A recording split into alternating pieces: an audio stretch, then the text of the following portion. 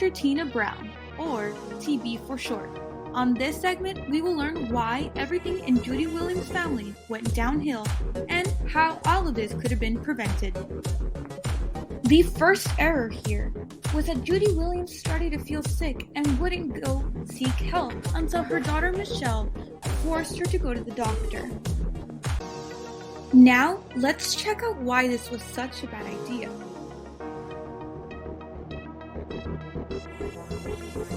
This allowed the infection to get much worse. She was contagious and put her family in danger.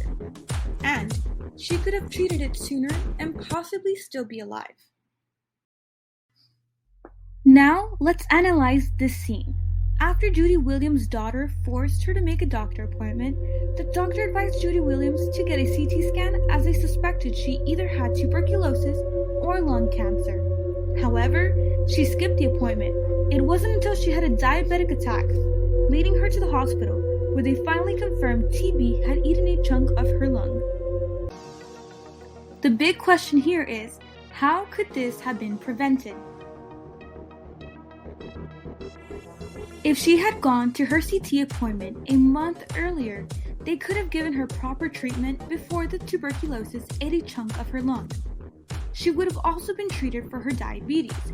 She let it go untreated for too long, which suppressed her immune system. Even after the scare, and finally being diagnosed with tuberculosis, Judy Williams refused to stay against medical advice to quarantine. She was discharged and still continued to have others visit her home. Now, what was wrong with this?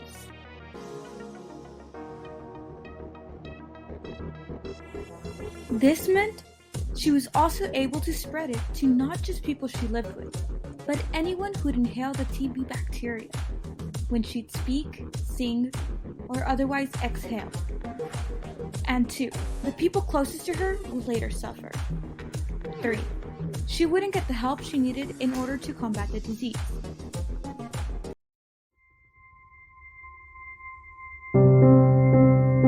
Unfortunately, 1 month later, she was back in the hospital from coughing up copious amounts of blood, but she did not make it out. All these events led to her demise. Created using Powtoon.